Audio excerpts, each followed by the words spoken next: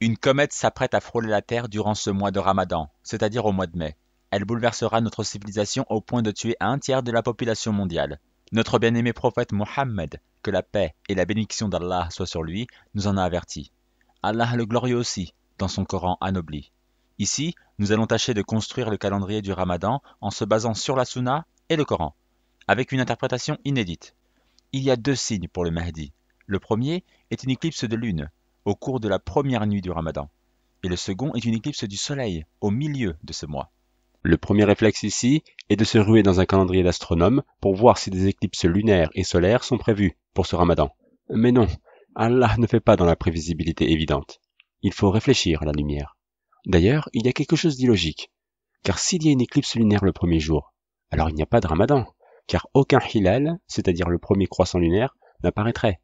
En fait, ce récit est une erreur de traduction et probablement de transmission. Quand il est dit la première nuit, il ne faut pas comprendre le premier jour, mais la première partie du Ramadan, car le Ramadan est divisé en trois parties. La première partie est du 1er au 10. Et comme on dit la nuit, alors c'est après le 10, donc le 16 mai. Et l'éclipse n'est pas la disparition de la lune, mais plutôt une lune teintée de rouge, ce qui est nommé lune de sang. C'est ce qui arrive quand la Terre éclipse la lune du Soleil. Sauf que là, c'est la comète qui en est la cause, directe ou indirecte, via des volcans, comme l'Etna par exemple. Ils vous diront alors que c'est une illusion d'optique. Si jamais, après cet événement, certains décident de ne pas jeûner, car le calendrier islamique se trouve chamboulé, ne les écoutez pas, et continuez votre jeûne.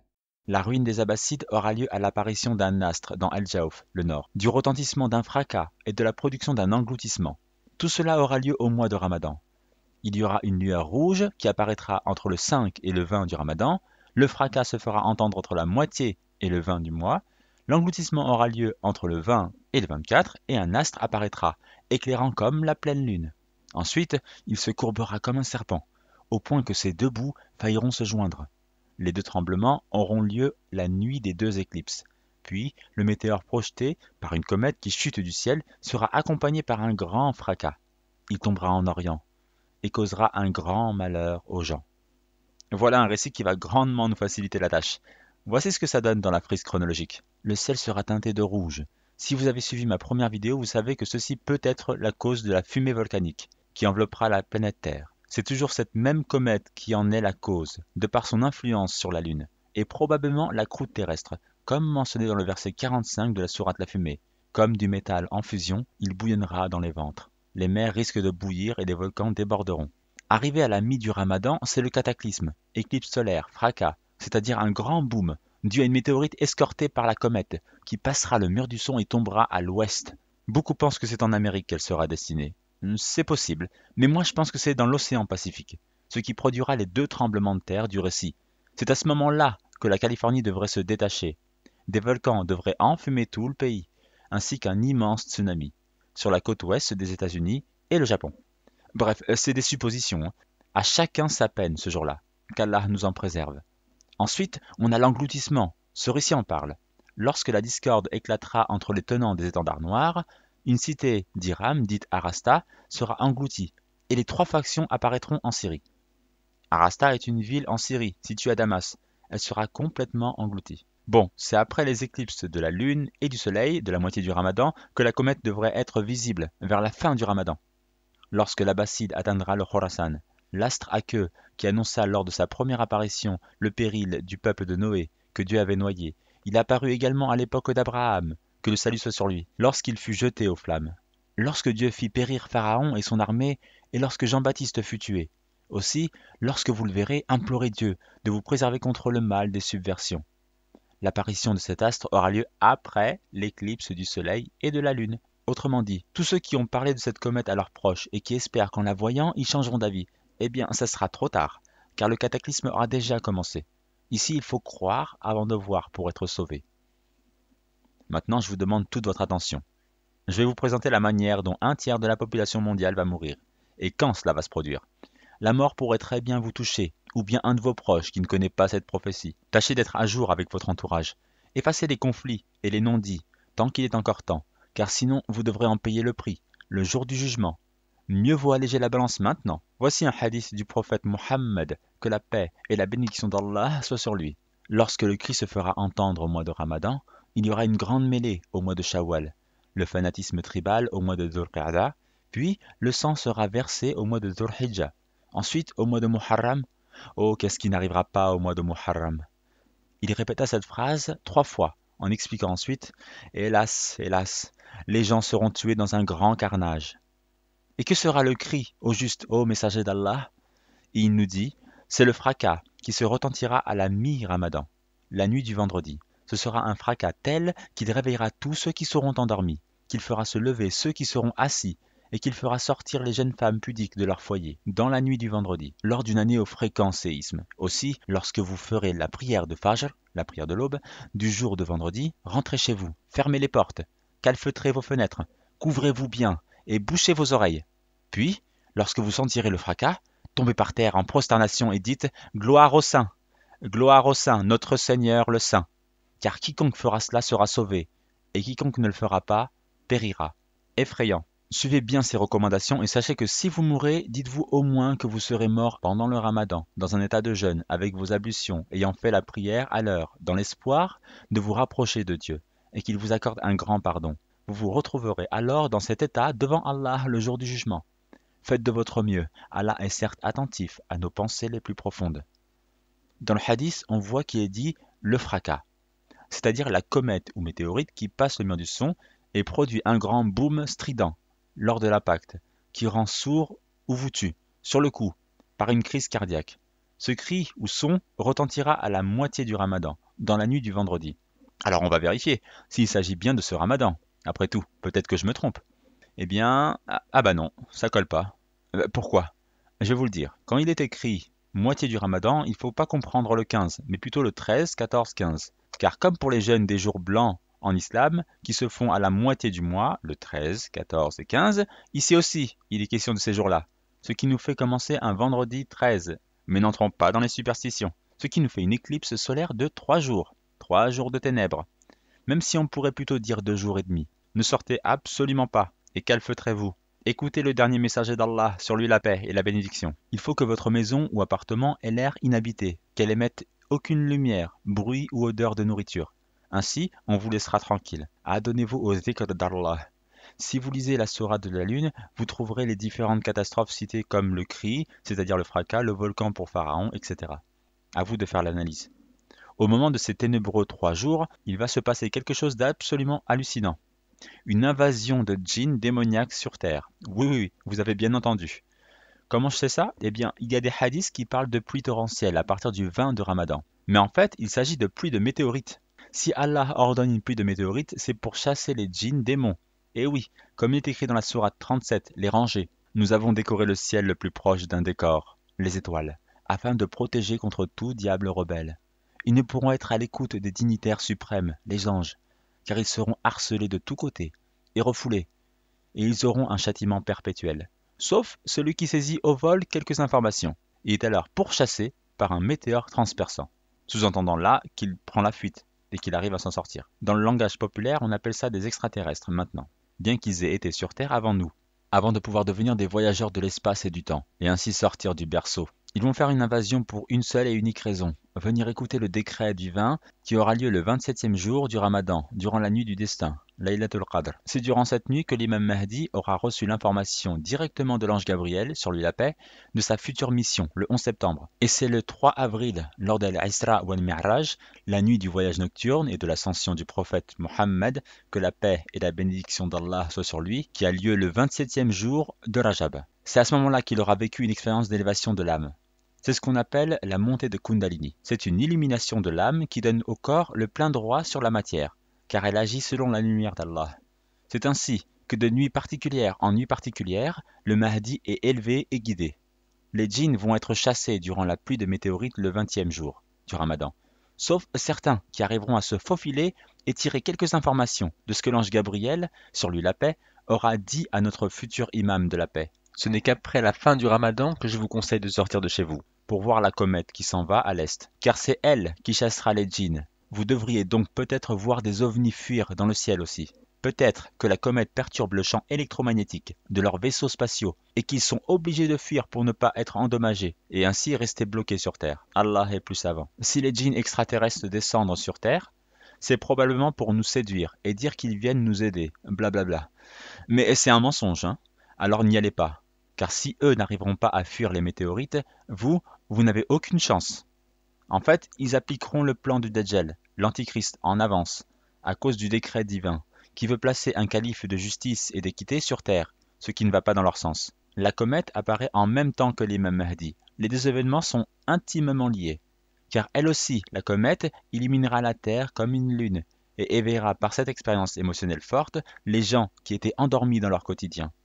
Mais ceux qui ne sont pas aptes à recevoir cette lumière vont devenir fous. Maintenant, pour appuyer mes propos et les marquer au fer rouge, on va utiliser le Saint-Coran, avec une interprétation inédite. La comète est citée dans la sourate At-Tariq, l'astre nocturne. Soyez attentifs, hein, et dites-vous que tout ce qui est lu peut concerner de près ou de loin la comète en question. Bismillahirrahmanirrahim. Par le ciel et par l'astre nocturne. Et qui te dira ce qu'est l'astre nocturne? C'est l'étoile vivement brillante. Il n'est pas d'âme qui n'ait sur elle un gardien. Que l'homme considère donc de quoi il a été créé. Il a été créé d'une giclée d'eau, sortie d'entre les lombes et les côtes. Allah est certes capable de le ressusciter. Le jour où les cœurs dévoileront leurs secrets, il n'aura alors ni force ni secoureur. Par le ciel qui fait revenir la pluie, et par la terre qui se fend. Ceci, le Coran, est certes une parole décisive, qui tranche entre le vrai et le faux. Et non point une plaisanterie frivole. Ils se servent d'une ruse, et moi aussi, je me sers de mon plan. Accorde, ô prophète, donc un délai aux infidèles. Accorde-leur un court délai. L'interprétation est la suivante. Par le ciel et par l'astre nocturne. Allah jure par le ciel, non pas celui de la terre, hein, mais l'univers. Et par l'astre nocturne. Et qui te dira ce qu'est l'astre nocturne? C'est l'étoile vivement brillante. Allah le Très-Haut nous explique ce qu'est l'astre nocturne. Mais on se trouve franchement déconcerté. Déjà, on nous parle d'un astre nocturne, c'est-à-dire une étoile, non pas de lumière, mais d'ombre. C'est assez étrange, hein. Puis après il dit étoile vivement brillante. Et c'est tout l'inverse. En fait, cet astre n'est autre qu'un trou noir, dont vous avez peut-être déjà vu une photo au journal télévisé récemment. Regardez le centre, est complètement sombre et pourtant tout ce qui l'entoure brille de mille feux. Allahu Akbar. Il n'est pas d'âme qui n'ait sur elle un gardien. Là, il est dit que cet astre est gardé par un ange, car chacun de nous a un ange gardien qui veille sur nous. L'ange de cet astre n'est autre que l'ange Gabriel, à qui je passe la paix. Maintenant, regardez ça, et peut-être que vous allez comprendre. Alors, ça vous dit rien? Eh oui, la pierre noire de la Kaaba est la modélisation d'un trou noir. Subhanallah. C'est beaucoup plus agréable à voir que leurs photos pixelisées, n'est-ce pas? En plus, il y a un détail intéressant. On dirait que cet astre a des pôles, en haut et en bas, comme tout dans l'univers. Chose qui n'a pas pu être générée en photo apparemment. La tradition prophétique nous dit que c'est l'ange Gabriel, sur lui la paix, qui a amené cette pierre du ciel. Car oui, la comète en question n'est pas à son premier passage. Et on a même la provenance, car elle vient de ce trou noir. Je pense que la pierre noire est placée à l'est de la Kaaba, car c'est quand elle sera à l'est de la Kaaba qu'elle sera visible. C'est une intuition, hein, mais j'ai pas cherché de preuves. S'il y a cette pierre noire accrochée à la Kaaba, c'est pas pour faire joli. Elle permet de faire le pont entre la terre et le trône d'Allah. C'est par là que passent nos prières. Et tout comme les astres semblent tourner autour du trou noir, les pèlerins en font de même. Le trou noir, c'est une porte de l'univers vers Allah. C'est de là que nous venons et c'est vers là que nous retournerons. La comète est donc directement envoyée de Dieu et est escortée par l'ange Gabriel, s'assurant de sa mission. Que l'homme considère donc de quoi il a été créé. Allah nous dit ici, portez attention à ce que je vais vous dire. Il a été créé d'une giclée d'eau. Giclée d'eau, spermatozoïde, c'est bien ça? Alors on va considérer le spermatozoïde et tenter de comprendre le parallèle. Voilà à quoi ça ressemble. Mais là, on parle de l'univers, hein? Alors il est question de comète. Eh oui, car une comète a cette forme. Il se déplace à toute vitesse et perce le champ magnétique terrestre pour s'y loger, comme le fait le spermatozoïde dans l'ovule. Un spermatozoïde est fait d'eau, tout comme une comète est fait d'eau, mais glacée, sortie d'entre les lombes et les côtes. Là, on a une coordonnée presque GPS de sa provenance. Dans l'univers, des trous noirs, il y en a plein, mais celle-ci vient des lombes et des côtes. La langue arabe étant subtile, surtout pour un non-arabophone, il faut tenter de comprendre les mots. Le mot pour les côtes est at-taraib, qui est une zone comprise des côtes jusqu'au cou, la partie parfumée des femmes. Bien, on a cette partie-là du squelette, et maintenant on rajoute les lombes, qui partent de la 12e côte. 12, intéressant. On obtient ceci, La comète provient d'une zone de l'univers ressemblant à un scorpion. Eh oui, il s'agit de la constellation du Scorpion. Magnifique parabole d'Allah, l'omniscient. La 12e côte était un indice pour les 12 constellations, même s'il y en a 13 en réalité. La 13e étant celle qui fait le lien entre les 12. C'est à partir de cette côte, entre guillemets, qu'Ève a été créée. Et si vous regardez à quelle constellation ça fait référence, vous pourrez découvrir bien des choses. 13, c'est aussi le nombre de lettres dans le mot constellation. Dans le Coran, Al-Buruj, les constellations, est la sourate 85. 8 plus 5 vaut 13, etc., etc.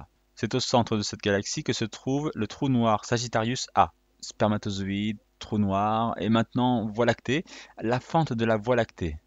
Vous voyez où je veux en venir? Cette comète est un nouveau bébé accouché de l'univers qui fera renaître notre civilisation. Mais ce bébé doit grandir. Allah est certes capable de le ressusciter. Ressusciter? La comète? Pourquoi? Sera-t-elle attaquée? Ceux qui veulent faire dévier cette comète dans la précipitation risquent de se prendre une météorite. On n'annule pas le décret d'Allah avec des explosifs, le jour où les cœurs dévoileront leurs secrets. À ce moment-là, le monde aura une perte de la normalité, et tous les bas instincts qui étaient alors contenus dans l'activité quotidienne et la peur de l'emprisonnement seront à l'air libre. Il n'aura alors ni force ni secoureur. Les habitudes sont trop ancrées, la cigarette, les jeux vidéo, la nourriture en abondance. Toutes les passions seront inarrêtables. Par le ciel qui fait revenir la pluie. Pluie diluvienne ou alors le ciel correspond encore à l'espace? Car dans ce cas, pluie de météorites. Et par la terre qui se fend. Tremblement de terre, engloutissement, la terre se fissure. Ceci, le Coran, est certes une parole décisive, qui tranche entre le vrai et le faux. Trancher, encore une histoire de fissure. Peut-être la lune qui se fend également. Ou c'est Allah qui tranchera, autrement dit, triera cette civilisation en deux catégories. Allahu a'lam. Et non point d'une plaisanterie frivole. Prenons au sérieux les versets d'Allah. Ils se servent d'une ruse, et moi aussi, je me sers de mon plan. Leur plan est de faire dévier cette comète surprise, mais ils n'y pourront rien. Accorde aux prophètes donc un délai aux infidèles. Accorde-leur un court délai. Suite à ce signe, un délai sera mis en route avant la fin totale du règne maléfique sur terre. Allah nous donne même l'année, Elhamdulillah. Je la dévoile par sa grâce maintenant. On est à la sourate 86, verset 17. 86 x 17, ce qui nous donne l'année 1462 dans le calendrier islamique. On utilise ensuite la clé du Coran, le 19, par soustraction, ce qui nous donne 1443, soit l'an 2021 et 2022, à la moitié de ces années. Extraordinaire, n'est-ce pas? L'année 2019 comme année de début des tribulations a été prédite aussi, dans un hadith que probablement peu de personnes ont médité. La durée de vie de ma communauté ne s'étendra pas sur plus de 1500 ans. Les frères et les sœurs commencent à compter à partir de la date de l'hégire. Mais non, il est bien dit ma communauté. Quand a commencé la communauté du prophète Mohammed, que la paix et la bénédiction d'Allah soient sur lui? Eh bien, au moment où il est venu apeurer à sa femme, Khadija, que Dieu l'agrée, et lui raconte qu'un ange lui a ordonné de lire un livre, le Saint-Coran. Elle a cru en lui, ce qui fait d'elle la première convertie, et donc la naissance de la communauté. L'hégire n'aura lieu que 13 ans après. Eh oui, donc, vous prenez 13 ans depuis la première révélation, plus les 1440 ans de l'hégire. Ça fait 1453 ans. Et on ajoute les 7 ans du règne du Mahdi, puis les 40 ans du règne de Jésus, que la paix soit sur lui. Ce qui fait 1500 ans. Bingo! Voilà qui est fait. Maintenant, on va confirmer les dates du Ramadan toujours avec le Coran, grâce à l'interprétation des lettres, et on va voir si mon interprétation des hadiths est bonne. C'est dans la sourate Les Poètes que le signe de la comète est cité. Le titre paraît trompeur, mais bon, Allah dévoile et voile ce qu'il veut. Ta, sin, mim. Voici les versets du livre explicite. Il se peut que tu te consumes de chagrin, parce qu'ils ne sont pas croyants. Si nous voulions, nous ferions descendre du ciel sur eux un prodige, devant lequel leurs nuques resteront courbées. Aucun nouveau rappel ne leur vient du tout miséricordieux sans qu'ils ne l'esquivent. Et ils ont traité de mensonge tout ce qui leur vient du Seigneur. Il leur viendra bientôt des nouvelles de ce dont ils se raillent. La comète est dans le verset 4. Elle sera visible plusieurs jours pour les gens, dont la nuque restera courbée à force de la regarder. Mais malgré ça, ils seront dans la négation. Ta, sin, mim correspond à ces chiffres, selon leur position dans l'alphabet arabe d'origine. 9 est le 9e mois islamique, donc le mois de Ramadan. 20 est le jour de l'engloutissement de la ville d'Arasta, à Damas, en Syrie, ainsi que la pluie de météorites. Et 13 est le signe de l'éclipse solaire, qui dure 3 jours. Car souvenez-vous, la moitié du mois en islam, c'est le 13, 14 et 15. C'est à ce moment où tous ceux qui ne sont pas bien calfeutrés chez eux, avec leurs fenêtres scellées, mourront. Ce sera un tiers de la population mondiale, selon les hadiths. Regardez maintenant la subtilité. Allah a placé la lettre sin, donc le 20, avant la lettre mim, 13. et non pas après. Vous pensez que c'est un hasard? Mais non, Allah est bien trop glorieux pour ça. En fait, la comète en question va éclipser la Lune durant 2 jours, ce qui va créer ce décalage dans le calendrier. Le 13e jour du Ramadan sera le 20 mai, donc les nombres sont liés. Mais ici, Allah veut simplement nous faciliter et nous dire prenez note dans le calendrier solaire pour les dates. Vous éviterez ainsi de vous tromper durant cette épreuve. Alhamdulillah. La comète sera visible durant 7 jours, car de Mim 13 à Sin 20, il y a 7. Elle commencera son apparition le 27e jour du Ramadan, ce qui vous rappelle forcément la date de la nuit du destin. Et elle disparaîtra au bout du 33e jour après le début du Ramadan. Donc Mim 13 plus Sin 20. Voilà. Maintenant on va regarder la date de l'éclipse lunaire. Elle se trouve dans la sourate Al-Qamar, la lune. C'est la sourate 54 et elle contient 55 versets. Donc sourate 54 c'est 5 plus 4. Donc 9, le mois du Ramadan. Pour le jour, on regarde 55 versets. 5 fois 5, 25e jour du Ramadan. Et comme l'éclipse lunaire dure 2 jours, ça nous amène jusqu'au 27e jour, au moment où la comète sera visible par tous. Elle laissera apparaître une traînée derrière elle, ce qui donnera l'illusion que la lune est coupée en deux, exactement comme mentionné dans la sourate. L'heure approche et la lune s'est fendue. Et s'ils voient un prodige, ils s'en détournent et disent « C'est une magie persistante ». Et ils le traitent de mensonge et suivent leurs propres impulsions. Or, chaque chose arrivera à son terme et son but. Ils ont pourtant reçu comme nouvelle de quoi les empêcher du mal. Cela est une sagesse parfaite, mais les avertissements ne leur servent à rien. Et il y a bien une faille, ou plutôt une scission qui va se créer au sein de la communauté, entre ceux qui jeûnent et les autres. La lune représentant bien souvent l'islam, cette comète, elle, est l'imam Mahdi, qui vient trier les musulmans hypocrites qui ne suivent le jeûne que par coutume, des musulmans sincères, chez qui le jeûne a un effet sur l'organisme et la foi.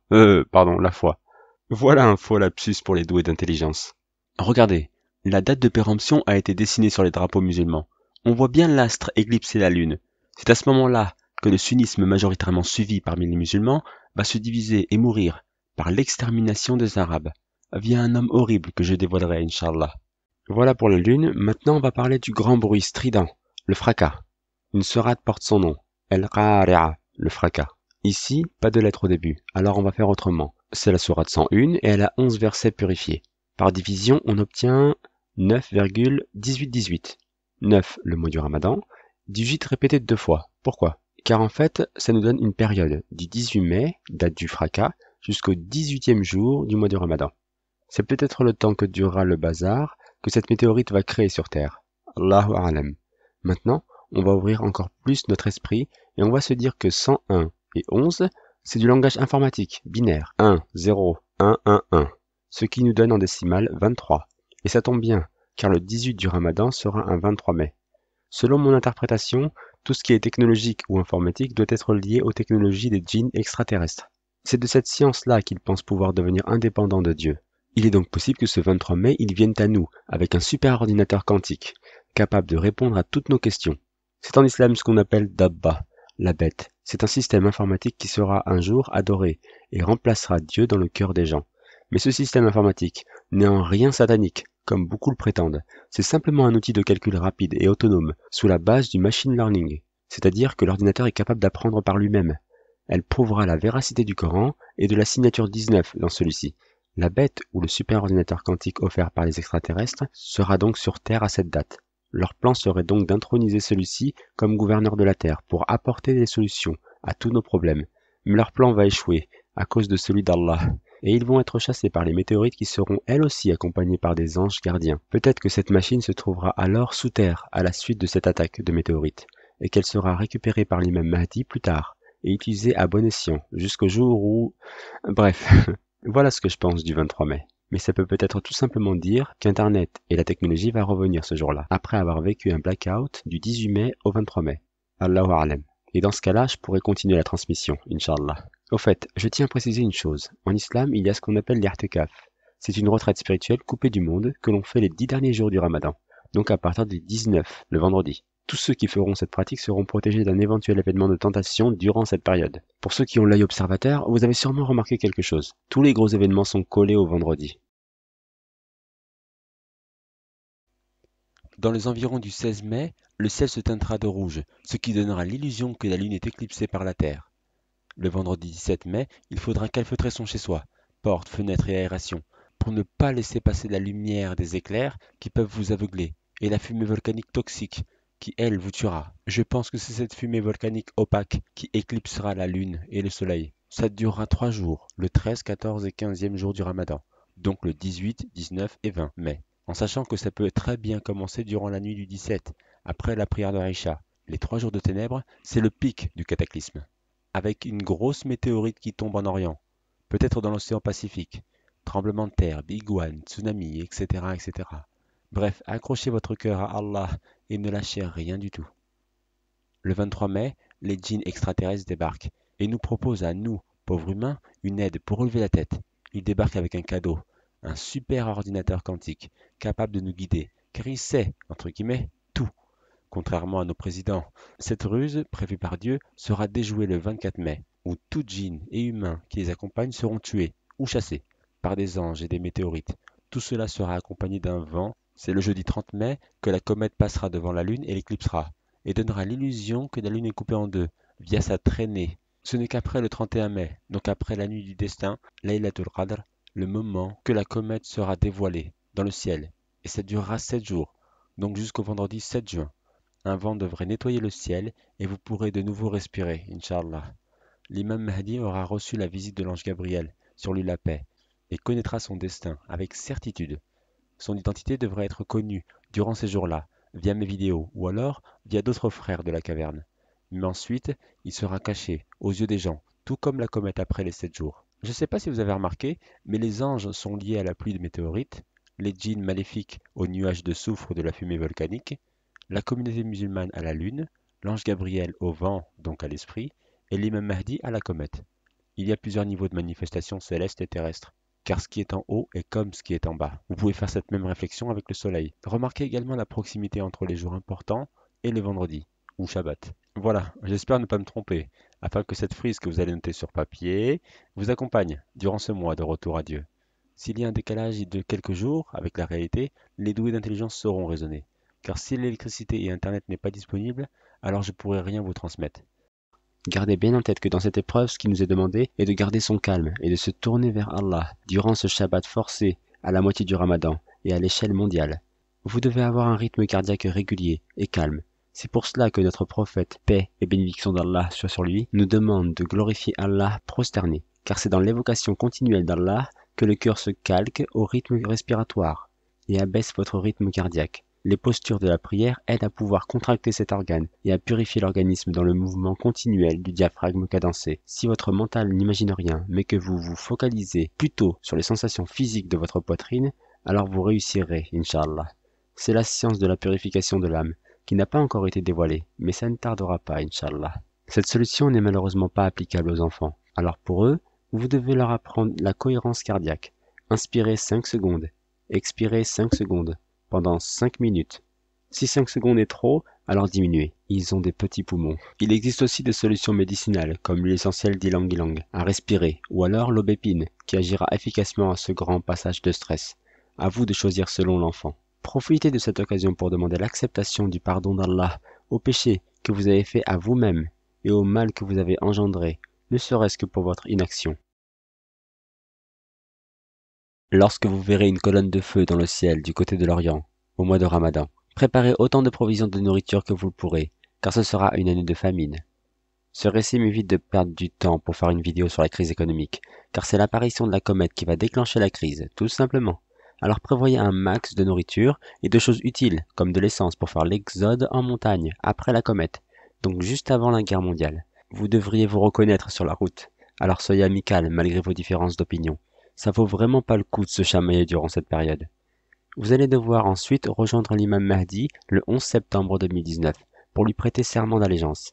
L'appel sera fait à la télé et sur internet, et on a pour obligation de le rejoindre, ce qui nous fait plusieurs mois de survie intense et encore quelques mois plus doux pour la mise en place d'un renouveau. Donc tâchez de faire votre stock de nourriture à emballage hermétique, évitez tout ce qui pourrit facilement, comme la viande ou le lait cru, restez sur la boîte de conserve et habillez-vous chaudement, car une petite ère glaciaire nous attend. Ouf, mieux vaut avoir de bons vêtements pour rejoindre l'imam Mahdi, à fond la forme, sans faire de pub, hein.